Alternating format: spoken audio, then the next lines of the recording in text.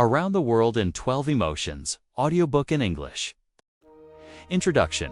Where emotions meet the Mapawet, if emotions had passports. What if joy wore bright feathers and danced through the streets of Rio? What if sadness whispered through the cherry blossoms in Kyoto? What if hope survived the dust and struggle of a place long misunderstood? Welcome to 12 Emotions in Around the World. Journey not by plane, but by feeling. This is not your typical travel book. There are no hotel tips or tourist stops here. Instead, you're about to embark on a global exploration of the human heart's 12 deeply human emotions, each explored through the lens of a different culture. We often think of emotions as private, personal, even universal. But how we feel is shaped by where we are, how we were raised, and the stories our cultures have told for generations. In Japan, sadness can be beautiful. In Nigeria, pride is a legacy. In Iceland, wonder is a way of life. Emotions may be shared, but the ways we express, suppress, or celebrate them are as diverse as the languages we speak. In this audiobook, each chapter focuses on a single core emotion: joy, sadness, anger, love, shame, peace, and more unfolding through a story, tradition, or lived experience in one country. You'll discover how guilt can be healing, how fear can coexist with reverence, and how forgiveness is practiced not just as a moral act, but as a survival tool. But this isn't just about them, it's about you. Week 2. With each stop, you'll be invited to reflect on how your own culture has shaped your emotional habits. Do you avoid anger? Over-glorify happiness? Feel ashamed of your fear? Let these emotional passports show you another way, perhaps, a freer way to feel. So sit back, close your eyes.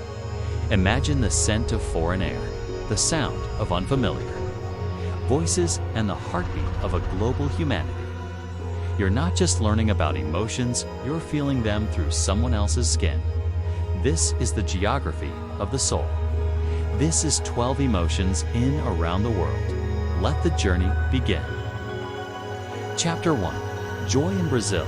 The rhythm of radiance. Close your eyes and listen. A drumbeat rolls in from the distance. It's fast, alive. Beneath it, laughter spills into the streets like sunlight through a broken window.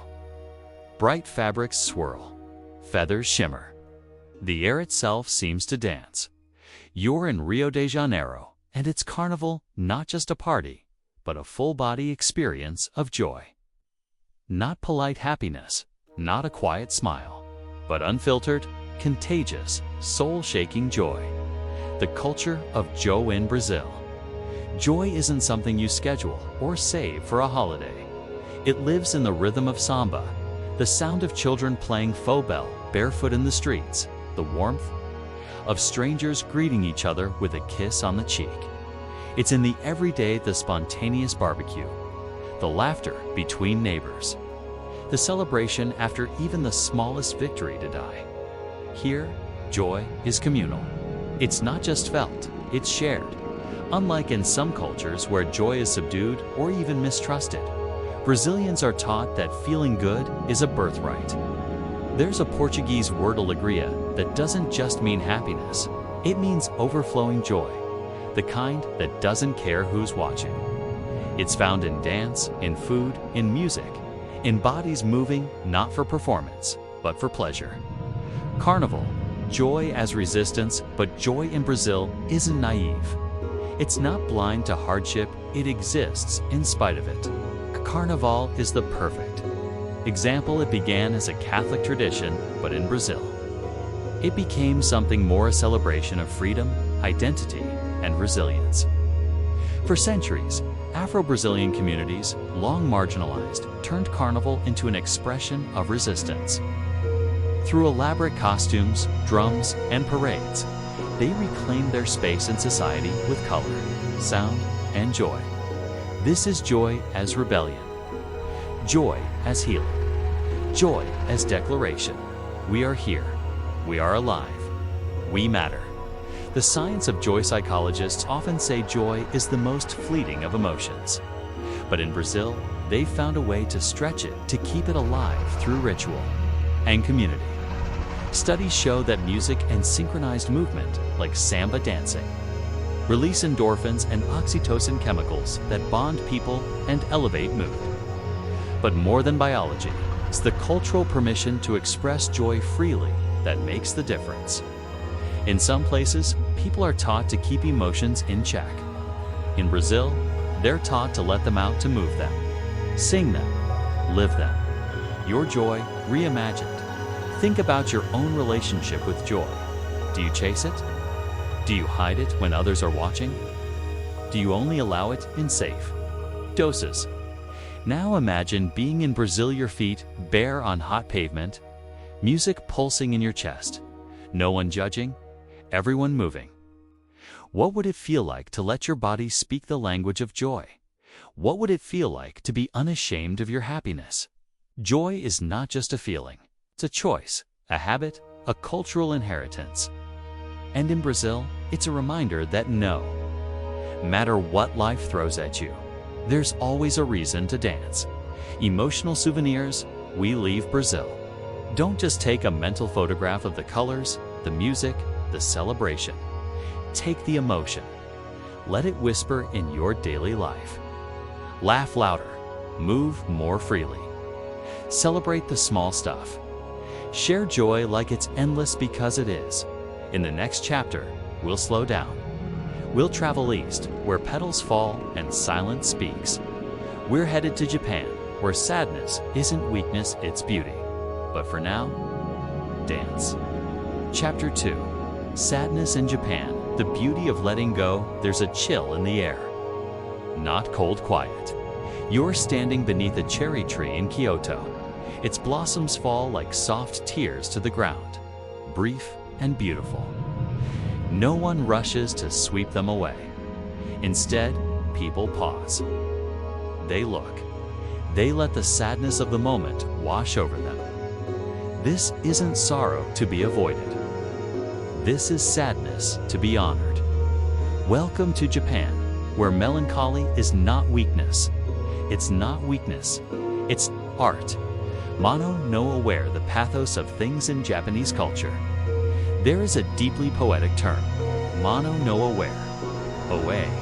It roughly translates to the gentle sadness of things, or an awareness of impermanence. It's the feeling you get watching a candle flicker out, seeing an old photo, or hearing a farewell song. It's not despair, it's bittersweet appreciation. Sadness wrapped in beauty.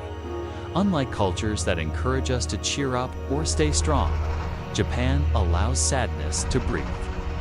It's seen not as something to fix, but as something to feel. Cultural stillness and respect for lost. Japan's relationship with emotion is shaped by its collective values: harmony, humility, and reflection. In public, you'll rarely see emotional outbursts. Emotional control is admired.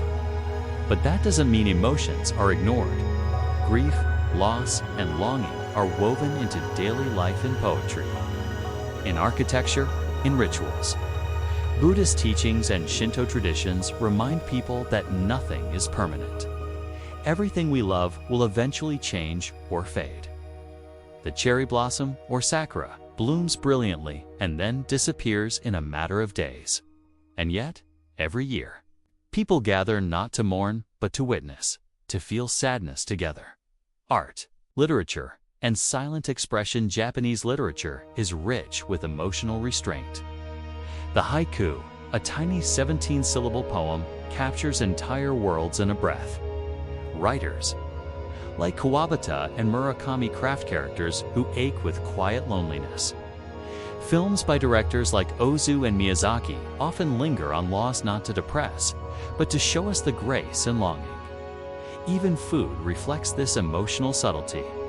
A bento box isn't just lunch, it's order and care, a reflection of season, a quiet offering of thoughtfulness.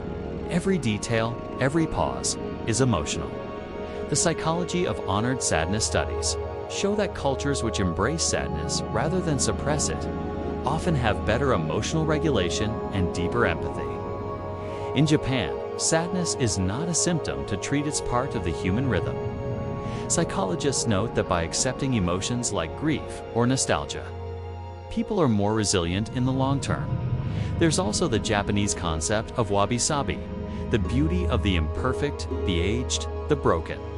A cracked teacup is not discarded ditz, repaired with gold kintsugi, making the damage part of the design. The message? What breaks can still be beautiful.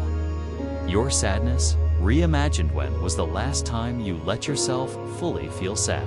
Not distracted, not numbed, not shamed. In the West, we often fight sadness with noise music, scrolling, schedules. But what if, like in Japan, we paused and let it sit with us? What if we honored our emotional bruises as part of our beauty? Try this. Sit in silence for just 5 minutes. Look at something fading, an old photograph, a setting sun, a wilting flower. Let it stir something. Don't rush to change the feeling. Just feel it. Sadness is not your enemy, it's your echo. It tells you what mattered. Emotional souvenirs. We leave Japan. Let's not pack away our sadness like something to hide. Instead, carry it like a cherished book, worn, yes, but meaningful. Allow yourself to feel deeply. Accept that nothing lasts sand. That's what makes it precious. Remember, broken things aren't ruined. They're reborn. Next, we're heading to Nigeria. Pride isn't arrogance, but a foundation, a legacy, a way of standing tall in a world that tried to push you down.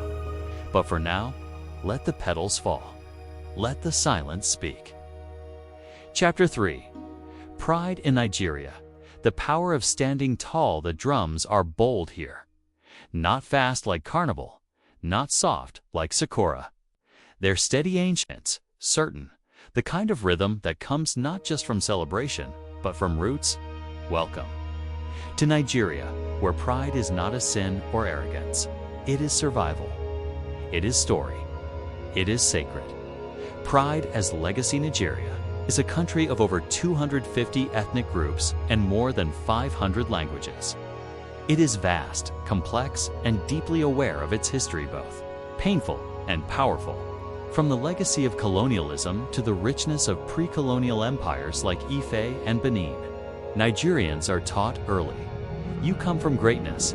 Pride here is not just personal, it is communal. It's spoken through proverbs, worn in traditional fabrics like aso oak and ankora, and lived through rituals, storytelling, and respect for elders. Children are taught that to know who you are, you must first know where you come from. In many Nigerian cultures, your name carries a story. Your clan, your lineage, your tribe all speak before you do.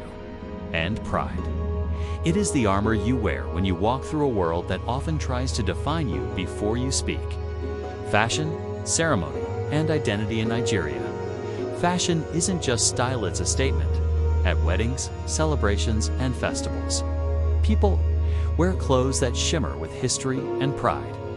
Head wraps like gel, embroidered agbatas, and colorful beads declare, I am not invisible. I am made of something powerful. Take a look at a Yoruba wedding. The attire is rich, vibrant, and deeply symbolic. Families introduce themselves with chants. Dances tell stories. There is pride in every movement, not of ego, but of honor. This is pride as tradition. Pride as remembrance. Pride is presence. Language and voice haven in modern Nigeria, where English is widely spoken. Local languages like Yoruba, Igbo, and Hausa hold emotional power. To speak your mother tongue fluently is a source of identity and respect. In Nigerian pidgin, you might hear, I no go carry last. Translation, I will not come last. I refuse to be left behind. This isn't bragging, it's determination. It's the voice of a people who know they've been underestimated and who rise anyway. Historical pride versus colonial wounds for centuries. Colonial rule attempted to dismantle African cultures, languages, and traditions. Nigerians were told their gods were false, their names unworthy, their history uncivilized. But the fire of cultural pride never died. It went underground, then came roaring back. Now, pride is stitched into Nigeria's rebirth through its booming film industry, Nollywood. Globally recognized authors like Chimamanda Ngozi Adichie and Chinua Achebe, and a music scene that pulses with global influence from Afrobeats to Afro-fusion. Nigerians today carry dual consciousness, a pride in global success and a fierce love for indigenous heritage. The psychology of pride. Western psychology often warns of pride as a vice. But in Nigeria and many non-Western cultures, pride is an emotional anchor. It's not self-centeredness, it's dignity. It tells you, you are enough, you are strong, you are from somewhere that matters. Research shows that pride, when connected to identity and community, increases resilience. It helps people face discrimination, hardship, and poverty with a sense of self-worth that cannot be bought or broken. Your pride, reimagined. What have you been told to downplay? What parts of your identity have you hidden to fit in? Where have you mistaken humility for invisibility? Nigeria teaches us that pride is not the enemy of humility, it's its partner. When rooted in truth, pride says, I honor my ancestors. I walk tall because they could not. Try this. Reflect on your roots, your name, your background, your family story. What parts deserve more celebration? What would it mean to wear your heritage loudly? This isn't about ego, it's about remembrance. It's about walking like your story deserves space. Emotional souvenirs, we leave Nigeria. Carry this with you. Know your story. Speak your truth even when it's been silenced before. Take up space not just with your body, but with your voice, your art, your legacy. And never ever apologize for being proud of who you are. In the next chapter, we'll head to Iceland, where wonder isn't just a feeling. It's how people survive the long winters and whisper to invisible elves there. Emotion becomes magic. But for now, stand tall. Your story matters. Chapter 4. Wonder in Iceland, where the earth breathes magisure, standing at the edge of a black sand beach. The sky painted in streaks of green. It's the aurora borealis light dancing across a night that never ends. There are no billboards. Here, no noise. Just wind, fire, ice, and a silence so deep it feels alive. Welcome to Iceland, where the world is raw, the stories are ancient. And wonder is part of the weather. Wonder as a way of living in Iceland. The landscape shapes emotion. Volcanoes breathe smoke from the earth's lungs. Glaciers crackle like living bones. Hot springs bubble in the snow. This is a land where the impossible feels ordinary, and wonder is not a fleeting feeling, but a constant companion. The Icelandic word for wonder, undrun, comes from undot, tremble. Wonder here doesn't just amaze, it shakes you to remind you how small you are. How alive. Unlike curiosity, which seeks answers, wonder sits in the unknown. It invites mystery in. Icelanders are masters of this, comfortable in uncertainty. Steeped in story, elves, trolls, and invisible worlds, Iceland is one of the few modern nations where many people still believe in elves. Huldufólk, the hidden people, roads, have been rerouted to avoid disturbing elf homes. Rock formations are treated with respect, not because everyone literally sees them, but because Icelanders know not everything needs to be proven to be honored. Here, mythology and geology walk hand in hand. Trolls are said to turn to stone at sunrise. Many cliffs bear their shapes. The folklore isn't silly, it's a way of keeping wonder alive in adulthood, of reminding people that not everything sacred can be seen in a world obsessed with logic. Iceland whispers, what if there's more? literature, silence, and the space between Iceland has more writers per capita than any other country. Storytelling is in its bones. From the ancient sagas epic tales of Vikings and gods to modern fiction that explores solitude and survival. The Icelandic voice is one of stark beauty and emotional quiet. There's no rush in Icelandic narrative. Just like the landscape, the stories unfold slowly. And wonder rises not from action, but from atmosphere. Even silence in Iceland is different. It isn't empty, it's alive. It invites thought, reflection, awe. Nature as teacher of wandering Reykjavik, modern buildings sit beside steaming vents. In the countryside, waterfalls roar over moss-covered cliffs. Everything is dramatic, elemental, alive. The earth moves here literally. Geysers erupt. The ground splits. The northern lights glide silently overhead. Iceland teaches us that too. Feel wonder is to witness something larger than yourself. You can't control a volcano. You can't order the lights to appear. All you can do is show up, watch, and be humbled. The psychology of wonder has been shown to improve mental clarity, increase well-being, and enhance creativity. It pulls us out of ourselves, out of anxiety loops and ego traps, reminds us of possibility, of mystery, of beauty in a hyper-productive world. Wonder slows us down and widens our gaze. In Iceland, where the seasons can stretch daylight into midnight or collapse it into near constant night, wonder is a mental survival tool. It gives meaning to the dark, it gives magic to the cold. Your wonder reimagined. When was the last time something made you stop in your tracks? Not because you had to, but because it stilled your breath. Have you left room in your life for magic, not card tricks? Or fantasy, but awe? Try this. Go outside at night. Look at the stars, even if only a few are visible. Let yourself not know what they are, how far they stretch. Just let yourself feel small and connected. Wonder isn't childish, it's ancient, and it keeps us human. Emotional souvenirs. We leave Iceland. Let's take this with us. Honor the invisible. Seek out what humbles you. Let go of needing all the answers. Slow down long enough to be amazed, because wonder is not entertainment, it's nourishment. And sometimes the most grown-up thing we can do is believe in elves.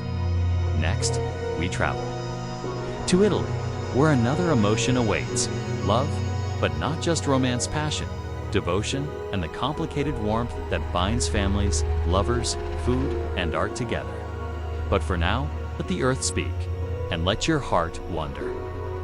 Chapter 5. Love in Italy. Passion in every gesture. The streets are narrow, sunlit, and filled with conversation. A nonna stirs pasta by hand. Couple argues at a cafe, not with anger, but with fire. A street violinist plays near the Spanish Steps, and someone kisses someone else without hesitation. This is Italy. And here, love isn't a moment, it's a way of life. Love in Italy isn't shy, it's not restrained. It is loud, layered, and lived. Love in food and family. Italy, love is most often served on a plate. Meals aren't just sustenance, they're ritual. A Sunday lunch can last 5 hours, full of laughter, debates, and multi-generational storytelling. Recipes are passed down like sacred texts. Every ingredient has meaning. A tomato isn't just a tomato, it's the one your grandfather grew. The one your mother used in the sauce that made you feel safe. In Italian homes, cooking is a language of affection. Every stir, every sprinkle says, I care, I see you, you belong. Family isn't just who raised you, it's who you feed. Gestures speak louder than words.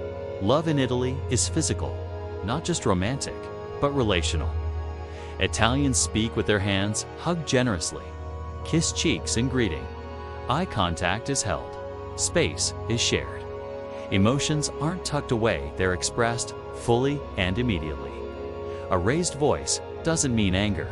A dramatic gesture doesn't mean danger. It means I'm alive and I want you to feel it too. This openness creates intimacy between friends, lovers, strangers.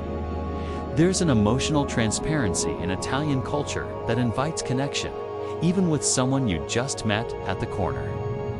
Cafe art, architecture, and a more walk through Florence, Rome, or Venice, and you'll see that love here was carved into marble, painted on ceilings, and stitched into the soul of the Renaissance.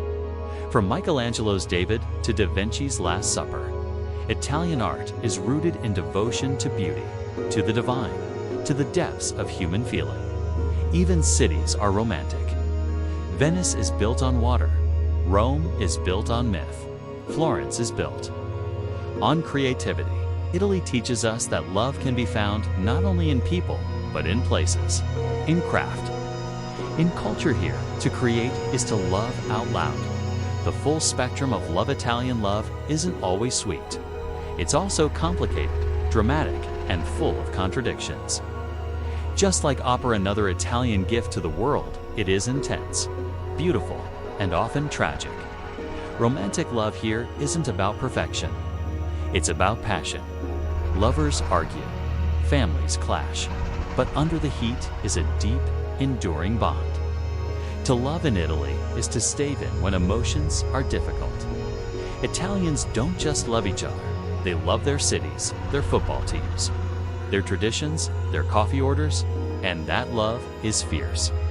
It's not casual, it's committed. The psychology of love is often misunderstood as a soft emotion, but studies show that it's one of the most powerful forces in human development and well-being. Love improves resilience, reduces stress, and strengthens communities. In Italy, love isn't limited to one form. It's familial, famiglia, romantic amor, platonic amicizia, and passionate passion. This multidimensional view of love helps people experience it more fully and more often. The secret: don't hold back. Your love reimagined. How do you express love? With words, gifts, touch, silence. Do you reserve love for special moments, or do you let it spill over into daily life? Italy invites us to embody love, to live it through taste, sound, gesture, attention. Try this. Make a meal for someone, not fast, not distracted. Pour yourself into it. Set the table. Light a candle. Serve it like you're serving your heart. That's Italian love. And if you're alone, make the meal for yourself. 'Cause here's the truth. Love doesn't require an audience. It only requires intention. Emotional souvenirs we leave Italy. Carry this with you. Don't be afraid to feel deeply. Love isn't weakness, it's connection. Express it boldly. Live as if beauty matters, because it does. And above all, amor is a practice, a language. A life. Next, we travel to Japan, where we explore a quieter but equally powerful emotion: reverence. In Japan, love becomes devotion, emotion becomes ritual, and the sacred is hidden in everyday details. But for now, let your hands speak, let your food embrace, let love be seen. Chapter 6. Reverence in Japan. Beauty in every detail. The garden is still.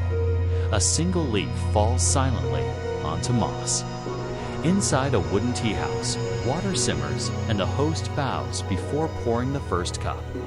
No one rushes, no one speaks without purpose.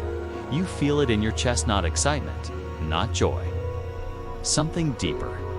This is reverence, a sacred respect for life, time, space, and others. And in Japan, it's a way of being. Reverence as a cultural pulse. In Japan, reverence isn't reserved for the divine. It's woven into everyday life. From removing your shoes before entering a home, to bowing in greeting, to wrapping a simple gift with careful folds and twine. These are not just customs. They are expressions of respect. Every interaction is treated with intention. Objects are handled gently. Silence is honored.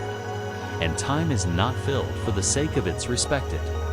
This reverence transforms even the most mundane task into a quiet ritual.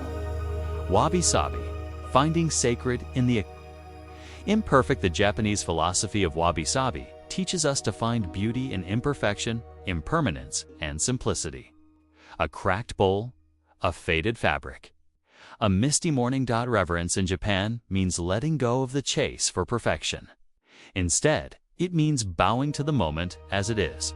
In a world obsessed with fixing, polishing, and filtering, Japan offers something radical: peace with what is. This reverence creates emotional spaciousness. It helps people slow down, breathe, and appreciate. Architecture, nature, and ritual. Shinto shrines and Zen temples aren't just tourist stops. They are spiritual pauses in the landscape. These spaces are built to harmonize with nature, not dominate it.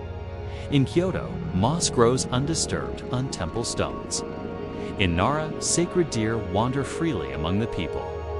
In every corner of Japanese design, there is restraint, elegance, and humility.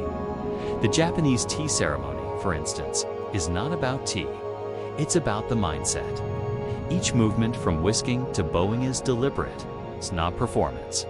Its presence, that's reverence, giving everything your full attention, even for just a moment. The psychology of reverence. Psychologists define reverence as a feeling of awe and deep respect, often connected to something greater than oneself. It reduces egocentric thinking and increases empathy. Reverence isn't loud. It doesn't ask for validation, but its effect is profound. It grounds us, softens us, and helps us act with grace. In Japan, reverence leads to cleaner cities, quieter conversations, and emotional discipline. It's not repression, it's respect for the emotional space of others. Grief, seasons, and acceptance. Cherry blossom season in Japan is a national event, not because the flowers are rare, but because they are fleeting. The sakura bloom for only a week or two, then fall gently to the ground. This cycle is a metaphor for life. Beauty is precious because it doesn't last. Reverence in Japan includes grief, not as a tragedy, but as a teacher. The culture doesn't avoid sadness. It allows it, it honors it. It lets things go lovingly. There is a word for the quiet, melancholy beauty of transience. Mono no aware, the bittersweet awareness of impermanence. Your reverence. Reimagined, what do you treat with reverence in your life?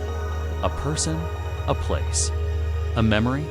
And what would change if you brought more reverence into your daily actions? Could you walk slower, speak more intentionally, care for your belongings instead of consuming more? Try this. Choose one daily ritual: brushing your teeth, making tea, washing your face, and turn it into a moment of mindfulness. Let it be silent. Let it be slow. Let it be sacred. Emotional souvenirs. We leave Japan. Take this with you. Beauty doesn't have to be bold, can be quiet. Presence is a form of respect. Treat objects and people with care. Allow the moment to be enough, because reverence doesn't require a temple, only attention and an open heart. Next, we journey to Brazil, where the rhythm of life pulses with joy and emotion become celebration. In Rio's streets and Amazon's depths, we'll encounter the next emotion: elation, the deep, dancing kind. But for now, let stillness speak, and let reverence guide your steps. Chapter 7. Elation in Brazil. Dancing with the Sol of the sun blazes over Rio de Janeiro. Samba drums echo in the alleys. Children play soccer barefoot on the beach. Laughter spills from open windows. And above it all, the statue of Christ, the Redeemer, stretches his arms over the city as if to embrace its joy. Here in Brazil, motion moves like music, fast, loud, and alive. And the emotion we feel most vividly: elation, pure, contagious, soul-lifting joy. Samba, The heartbeat of a nation, samba isn't just a dance, it's a spiritual celebration of movement, resilience, and community. Born from Afro-Brazilian roots, samba came from pain, but turned into power. It's danced in favelas, on city streets, and during carnival, where entire neighborhoods burst into costumed parades, glittering floats. An all-night revelry, samba teaches us that elation doesn't mean forgetting hardship, means defying it, choosing joy anyway. With every beat, Brazil says, we're still here, we're still dancing. Elation in everyday life in Brazil. Joy is not just reserved for festivals, it's found in the ordinary. The sizzle of fresh pão de queijo. At breakfast, a soccer goal on a makeshift dirt field. The laughter of friends gathered under streetlights. Even in moments of poverty or difficulty, there is often music, food, connection, and that creates a kind of joy the world often forgets. Joy without conditions. Brazilians have a phrase, alegria contagiante, contagious joy. They spread it like sunlight, nature that sinks from the Amazon's symphony of birdsong. To the crashing waves at Copacabana, Brazil's environment is a living pulse. Nature is not something distant, it is present, wild and joyous. This connection to the earth creates a kind of natural elatio reminder that being alive can be thrilling in itself. Stand under a waterfall in the Atlantic forest. Watch the sunrise over Ipanema. Feel the heat, the scent, the sound, and elation becomes inevitable. The psychology of elation is more than just happiness. It's a peak emotional rush of physical and mental energy that expands your sense of possibility and connection. Neuroscience tells us that elation boosts dopamine and serotonin, improves heart health, and enhances creative thinking. It literally opens the mind. But unlike fleeting excitement, true elation is often rooted in presence. In Brazil, this presence is found in music, dance, food, and family. Elation isn't chased, it's allowed. Community and celebration. Brazilians celebrate life together. From carnival to capoeira circles, joy is shared. It's not a private emotion, it's a collective experience. Even strangers dance arm in arm during a street festa. There's little room for shame. Movement is welcome. Expression is expected. This teaches us something powerful. Joy multiplies. When witnessed, laughter grows louder when others join in. Elation is emotional generosity. Brazil gives it freely. Your elation reimagined. When was the last time you danced without planning? Laughed until your stomach hurt? Sang loudly, even off-key? Joy doesn't require permission. It only requires release. Try this. Play music that moves you loudly. Close your eyes. Dance even if badly. Let your body move the way it wants to. Let elation rise, not from perfection, but from freedom. Brazil teaches us, joy is not a reward. It's a right. Emotional souvenirs. We say goodbye to Brazil. Carry this with you. Celebrate your small victories. Don't wait for special occasions. Create them. Share your joy. It's meant to be contagious. Elation doesn't mean escape. It means choosing like. Next, we'll journey to Germany, where beneath calm precision and disciplined streets lies the next powerful emotion, determination. In Berlin's rebirth and Bavaria's tradition, we'll explore what it means to persist no matter what.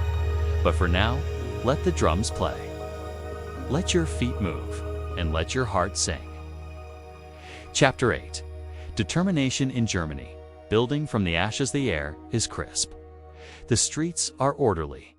The architecture rises steel, glass, and stone, detailed and unyielding. The skyline of Berlin tells the story of rebirth.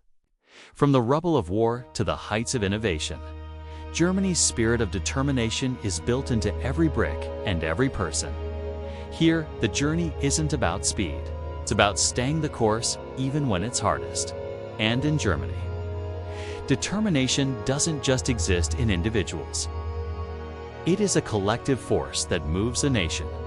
Germany's history of resilience. Germany's history is one of tremendous pain, loss, and eventual rebuilding. After the devastation of 2 world wars, the fall of the Berlin Wall, and decades of division, Germany rose again stronger, unified, and more determined than ever. In the heart of Berlin, remnants of the past still stand.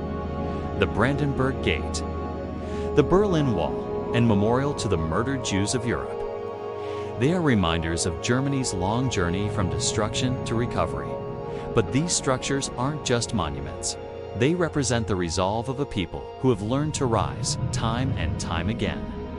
The nation's recovery is a testament to the power of long-term perseverance, precision, and innovation in everyday life in Germany. Precision is valued. From the engineering excellence behind Audi's and Porsche's luxury vehicles to the meticulous craftsmanship of German watches, there is an unwavering commitment to quality. Yet, this isn't just in industry, it's in daily life. Punctuality is not a social preference, it's a cultural standard. A schedule is not merely a guide, it's a promise. But it's not about rigidity, it's about honoring the process. Germans approach every task with the same steady hands and focused minds that built their cities and infrastructure. Every moment of effort, no matter how small, is part of something greater. The psychology of determination. Determination in psychology is often described as the ability to keep going in the face of obstacles. It's a core trait of resilience, and one of the key components of success. Studies show that determination contributes to higher levels of perseverance, goal achievement, and mental toughness. In Germany, determination doesn't stem from a desire for glory, it stems from duty. The drive to get things done, the drive to improve, to make things better, not for recognition, but for the benefit of the whole. This collective mindset is an expression of determination on a national scale. Germany's role in global development. Germany's history of determination isn't confined to its borders. Its leadership in the European Union, its influence in environmental sustainability, and its technological innovations, like the Energiewende energy transition, all speak to a country committed to long-term goals and values. But beyond the headlines, there is a quiet determination that runs through German communities. From the people working behind the scenes in universities to the farmers who preserve centuries-old farming practices in the Black Forest. It's this dedication that makes Germany not just a nation, but a force of nature. Work ethic, community, and shared purpose. Germany places high value on both individual responsibility and community collaboration. The dual system of education, where students balance classroom learning with apprenticeships, reflects a cultural belief in mastery through practice and continuous learning. In fact, the German concept of Ordnung, order, isn't about control or rigidity, it's about structure that facilitates progress. It's why the country excels in manufacturing, technology, and science. But it also means Germans are taught to appreciate the collective effort. Their work ethic is grounded in a belief that together we can build something lasting. Whether it's putting together an intricate piece of machinery or managing a team project, each action is taken with a deep respect for the larger purpose. The role of determination in personal growth. Determination in Germany isn't just about grand achievements. It's about personal growth, developing the fortitude to push through the challenges of life. Think of the German love for hiking, whether it's scaling the Alps or meandering through the country's many trails. Hiking in Germany is not just a physical activity, it's a lesson in perseverance. The effort of climbing, step by step, is a metaphor for life. You don't rush to the top, you take it one step at a time. When you reach the summit, the view is all the more rewarding. Determination is knowing that struggle and setbacks are a part of the journey and that they shape us. Your determination reimagined. What goals have you set for yourself?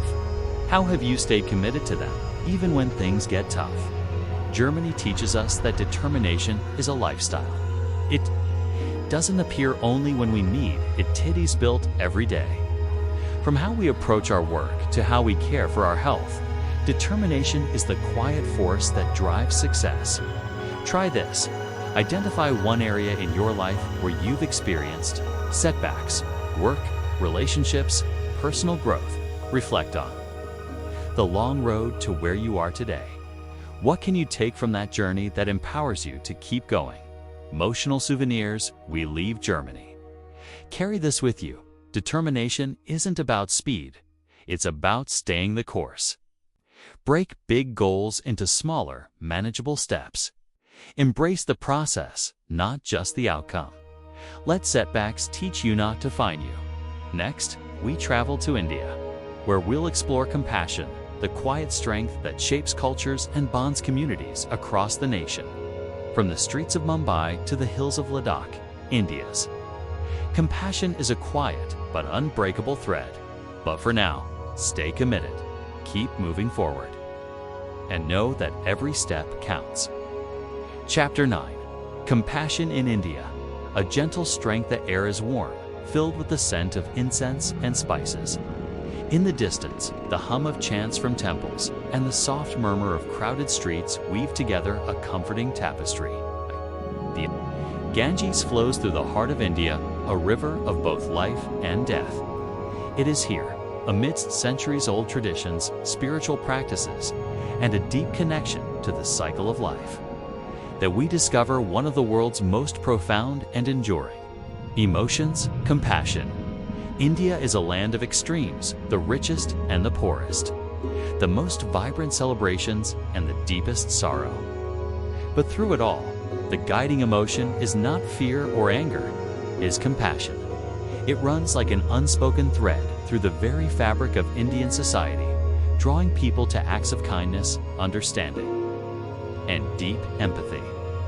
The spiritual foundation of compassion in India. Compassion is not just an emotion, it is a spiritual calling. Rooted in the teachings of Hinduism, Buddhism, and Jainism, the idea of ahimsa nonviolence permeates daily life.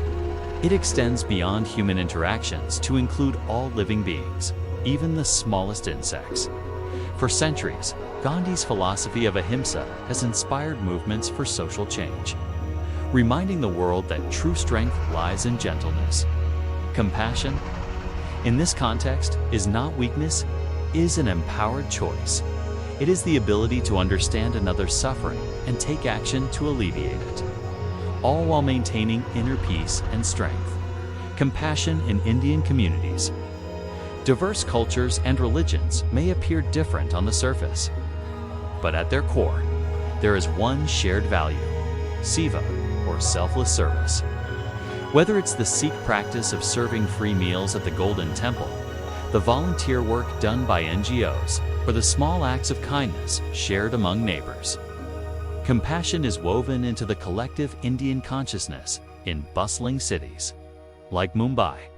There are stories of compassionate acts amidst the chaos, whether it's the street vendors who offer food to the homeless or the bus drivers who help the elderly across the street. Compassion here is organic, not always formalized, and yet it is constant. It's easy to feel isolated in a crowd. But in India, community and compassion are often just a glance away. Generosity doesn't need to be grand, can be as simple as a smile or a shared meal. It is these small, everyday acts that fuel a country's compassion. The role of compassion in Indian families in India. Family is the heart of everything.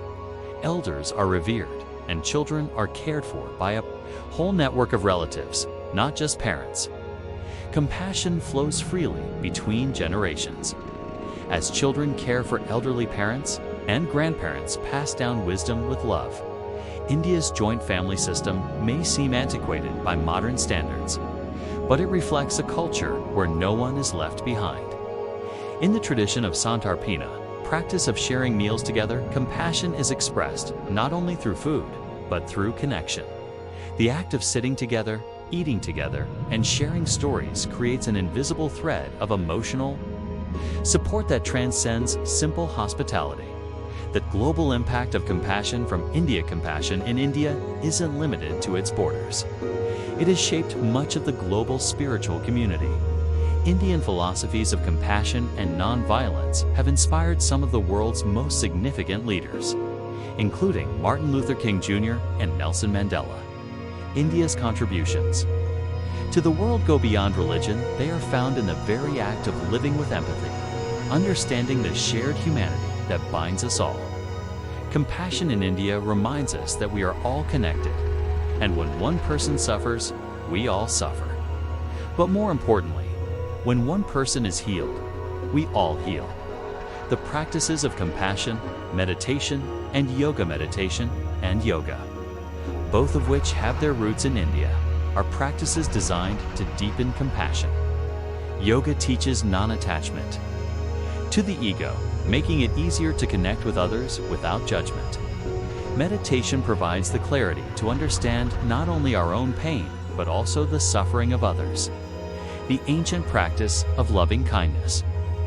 Meditation Metta Bhavana teaches us to cultivate compassion towards ourselves and others, even those who may have wronged us.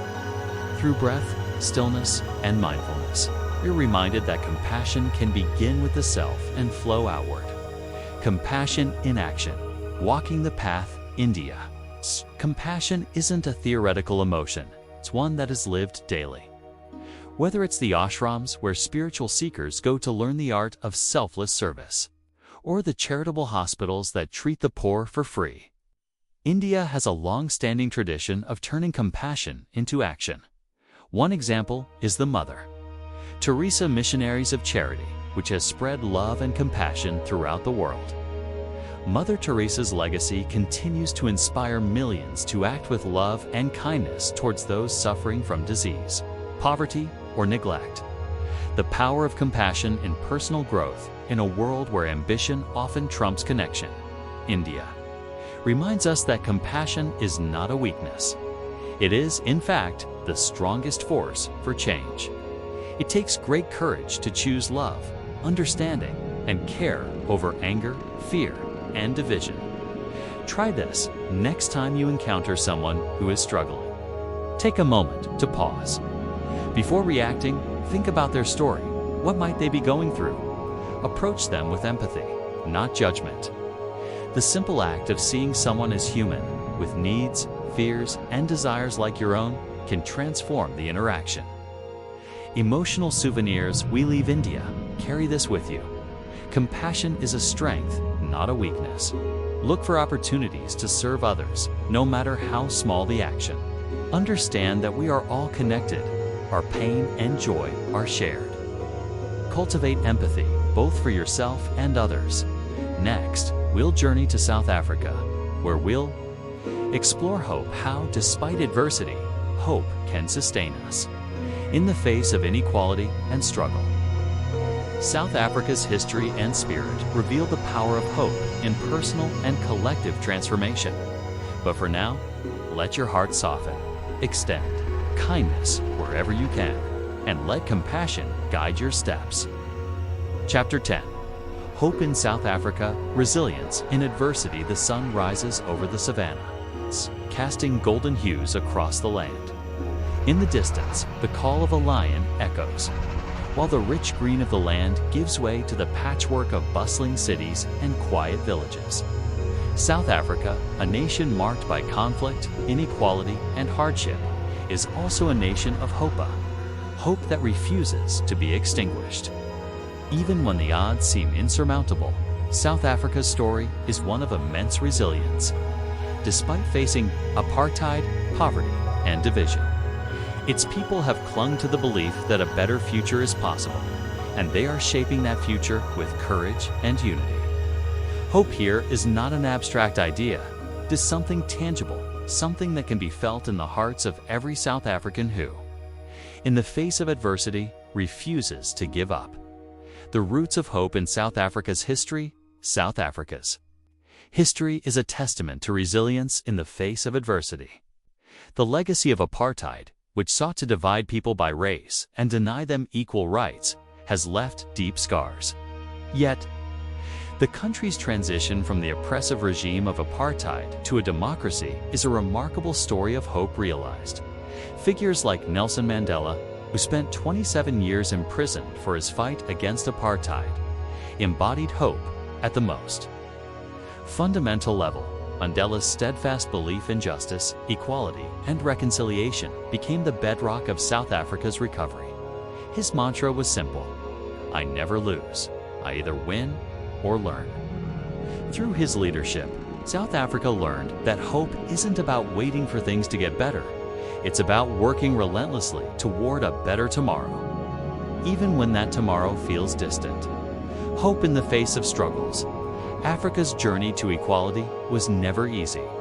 Even after the end of apartheid in 1994, the nation faced a new set of challenges: extreme poverty, unemployment, and the HIV/AIDS crisis, which took a devastating toll. Yet despite these challenges, hope persisted. South Africans found hope in their communities. The power of Ubuntu, an African philosophy that emphasizes common humanity and interconnectedness, became a guiding principle. Ubuntu means I am because we are, and it speaks to the idea that our individual well-being is intertwined with that of others. In the townships, rural areas, and cities, hope is lived out daily through community-driven efforts. The belief that collective action can overcome inequality and poverty continues to drive much of South Africa's social and political activism. Hope and the spirit of South Africa's People South. Africa's Rainbow Nation is a place where diverse cultures, languages, and traditions coexist, sometimes peacefully, sometimes with tension, but always with a shared belief in a brighter future. The country's national motto, Unity in Diversity, underscores the belief that no matter how different they may seem, the people of South Africa are united by their hope for a better life. It is in the faces of South African children that hope shines the brightest. Despite the struggles they face, their energy, laughter, and spirit are a reflection of a resilient future. Education and the opportunities it offers have become the vehicle through which the next generation will drive forward the hope for a more just and equal society. The strength of South Africa's people lies in their ability to rise above the hardships of the past and to build something better, something more inclusive for themselves and future generations. Hope through sport. The role of rugby and other sports, perhaps the most iconic example of South Africa's ability to turn adversity into hope, came during the 1995 Rugby World Cup, held just 1 year after apartheid's official end. The tournament became a symbol of reconciliation and unity. Nelson Mandela, in an unprecedented act, donned the jersey of the national rugby team, the Springboks, who had once been a symbol of apartheid.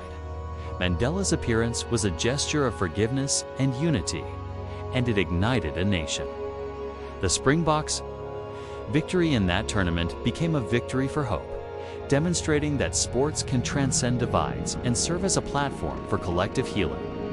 In South Africa, sport is more than just entertainment. It is a symbol of hope and unity, offering a space where all South Africans, regardless of background, can come together and believe that the impossible can become possible. Hope in South Africa's art and music. South Africa's rich artistic and musical traditions are another powerful expression of hope. Through music, dance, and art, South Africans have told their stories of oppression, resilience, and freedom. The music of South Africa, from the revolutionary sounds of Miriam Makeba to the contemporary rhythms of Johnny Clegg, speaks to a people who refuse to be silenced by adversity. One of the most poignant symbols of this is the legacy of Ladysmith Black Mambazo, a choir whose harmonies carried messages of unity, peace, and hope throughout the world. The voices of these artists echo the belief that hope can be found in the face of hardship, and that music, as a universal language, has the power to heal. Hope in action. The role of youth and activism today. Hope in South Africa is embodied by the country's youth young people who are leading movements for social justice, climate action, and economic reform. Their drive to continue the work of Nelson Mandela and other leaders is a beacon of hope for a nation still grappling with inequality.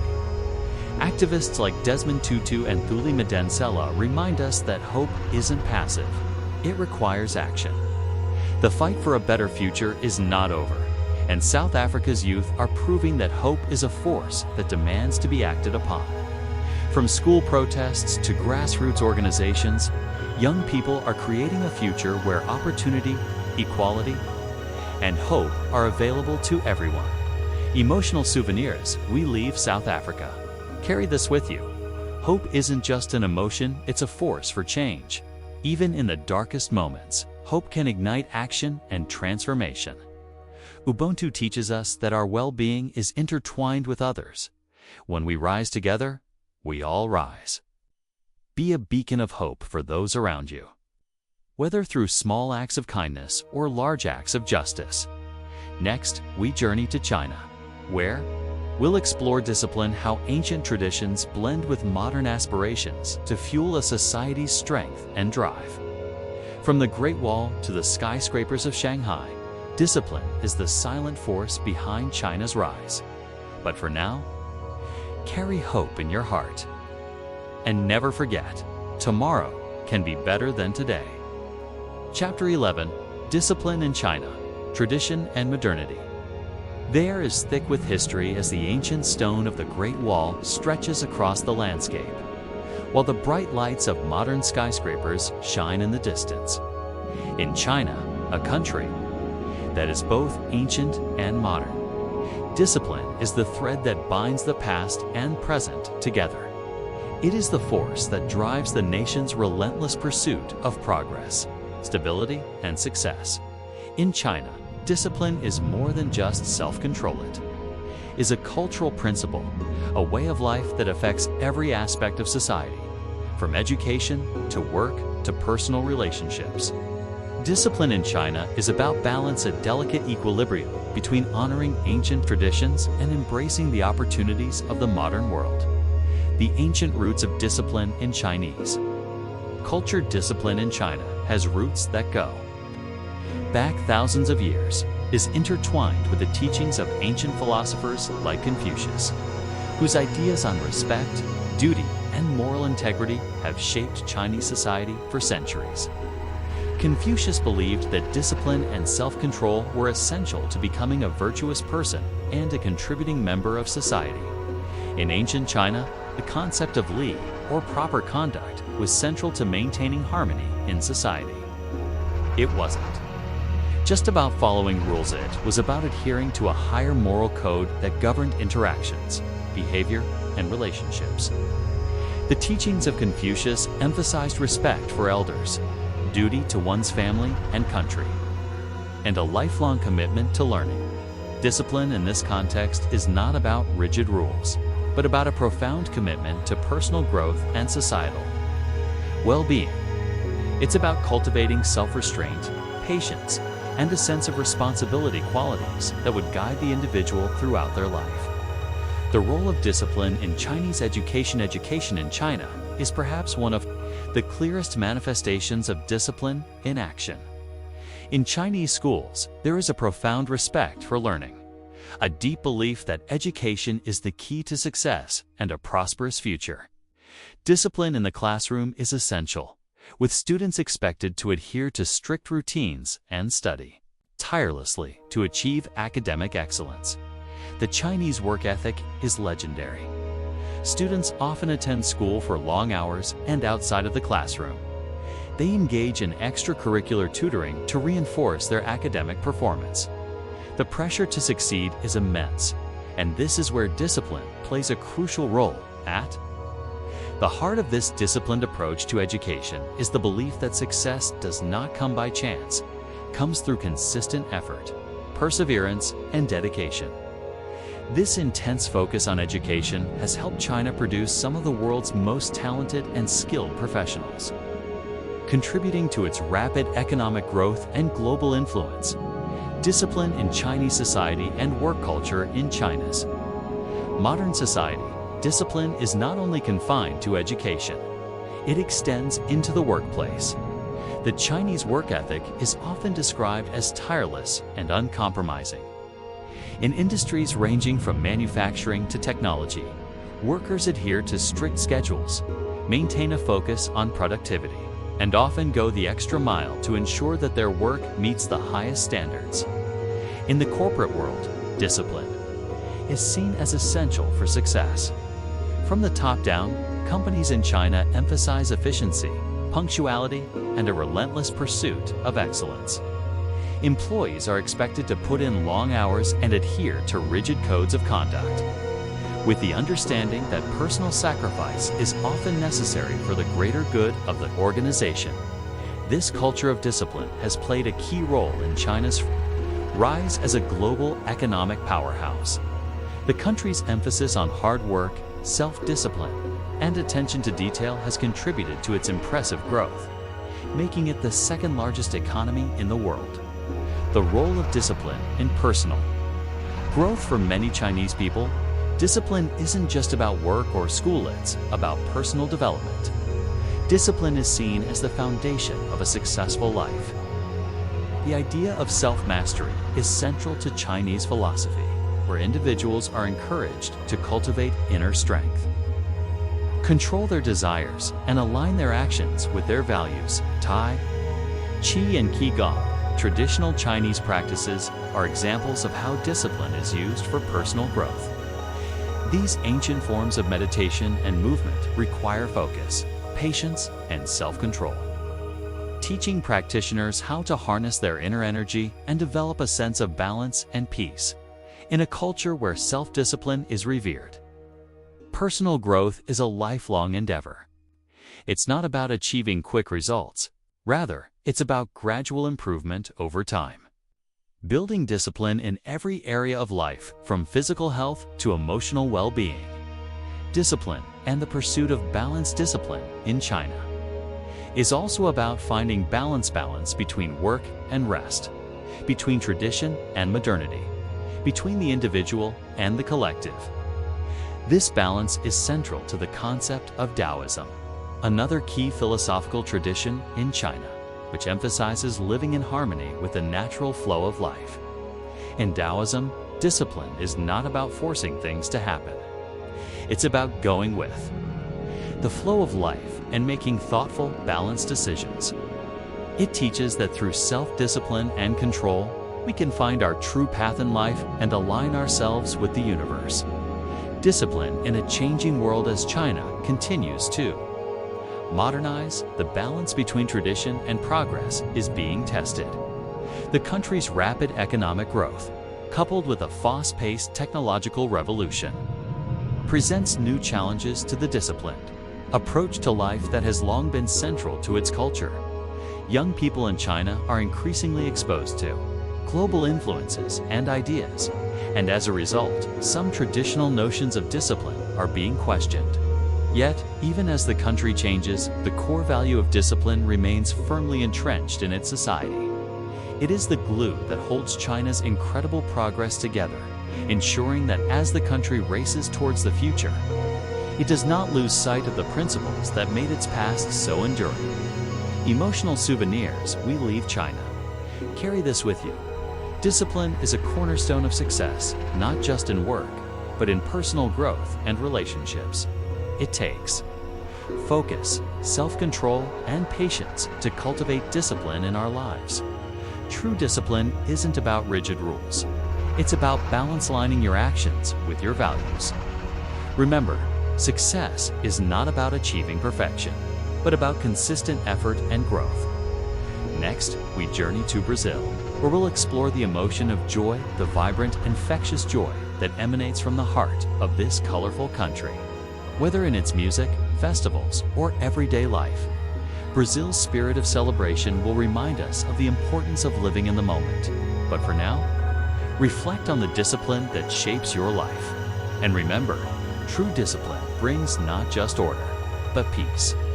Would you like to proceed with Chapter 12? Joy in Brazil, the celebration of life. Or would you prefer to explore any additional Elements such as sound design or reflective exercises for this chapter on discipline. Chapter 12. Joy in Brazil, the celebration of life. The streets pulse with the rhythm of samba. The air is filled with the vibrant colors of carnival, and the scent of tropical fruits mingles with the ocean breeze. Brazil is a country where joy flows through the veins of its people like an unbreakable current, radiating from the beaches of Rio de Janeiro to the lush rainforests of the Amazon. In Brazil, joy isn't just an emotion, it's a way of life, an energy that infuses every moment with celebration and exuberance. In a country of vast diversity, where people of different ethnicities, cultures, and backgrounds come together to form a vibrant tapestry, joy is the universal language. From the peaceful countryside to the bustling urban centers, joy is the thread that unites Brazil's people in moments of music, dance, and shared celebration. The heartbeat of Brazil. Carnival, perhaps. No event in Brazil captures the nation's spirit of joy better than Carnival, a dazzling celebration that takes place every year before Lent. Carnival is not just a party, it's a cultural explosion, a celebration of life, creativity, and community. The streets are transformed into a giant stage, where samba schools, vibrant costumes, and contagious rhythms flood every corner of the country. The energy of Carnival is infectious, drawing people from all walks of life to join in the revelry. The dancers, musicians, and spectators share in a collective euphoria, united by the rhythm of samba and the joy of living in the moment. Carnival is a reminder that in Brazil, life is meant to be celebrated, and joy can be found in every beat of the music, every smile, and every shared experience. Joy in Brazil's daily life. Brazilian joy is not confined to special events. It pulses through the everyday life of its people. Whether it's a family gathering around a table laden with food, friends playing beach volleyball on Copacabana, or children running through the streets with laughter, joy is woven into the fabric of daily existence. In Brazilian culture, there is a strong emphasis on community and connection. It is through relationships with family, friends, and neighbors that joy is often experienced. Social gatherings, lively conversations, que salusa, and shared meals are the foundation of Brazilian life. And these moments are cherished as a way to build bonds and experience joy together.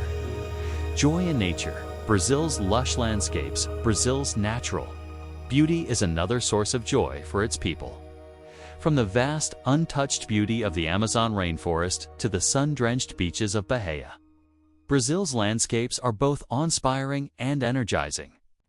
The connection between nature and joy is evident in the way Brazilians celebrate their environment, whether it's by enjoying a sunset on Ipanema or taking part in environmental conservation efforts to protect their unique ecosystems. The power of Brazil's nature lies not just in its beauty, but in its ability to inspire gratitude and joy. It's a reminder that happiness can be found in the simple pleasures of the earth, breathing in fresh air, feeling the warmth of the sun, and connecting with the natural world. Joy through music. Samba and beyond in Brazil. Music is an inseparable part of joy. From samba to bossa nova, forró to MPB música, popular brasileira, Brazilian music forms the soundtrack to the nation's joy. Music in Brazil is not just something to be heard, it is something to be felt, a language that transcends barriers and brings people together. In the heart of Brazil's music scene is samba, the rhythm that defines the country's spirit. Samba isn't just a dance, it's a way of life. It is energy in motion, a celebration of rhythm, and an expression of the soul. Through samba, Brazilians tap into the power of joy, using their bodies to communicate emotions that words cannot. The joy that comes through music is infectious. It's an invitation to move, to connect, and to feel the vibrant pulse of life. In every strum of the guitar, every beat of the drum, and every step of the dancer, joy is celebrated in its purest form. The power of playfulness. Brazilians' love for fun in Brazil. Joy is also found in playfulness. Whether it's the spontaneous laughter of children, the playful banter of friends, or the impromptu dance circles that form on the streets, there is a deep-rooted belief in the importance of fun. Brazilians believe that life is meant to be enjoyed, and that joy can be found in the small moments in a shared joke, a friendly game, or a dance under the stars. Even in times of hardship, Brazilians have the remarkable ability to find playfulness and humor in the face of adversity. This resilience, coupled with their innate joyfulness, is what helps them navigate life's challenges with optimism. Emotional souvenirs, we leave Brazil. Carry this with you. Joy is not something to be pursued. It is something to be experienced, celebrated, and shared. In the simple moments of life, joy is found, whether in music, dance, nature, or community. Playfulness and humor are essential to navigating life's challenges. Joy can be a powerful tool for resilience. Remember that life is meant to be enjoyed. Embrace the moments of happiness and savor the connections you have with others.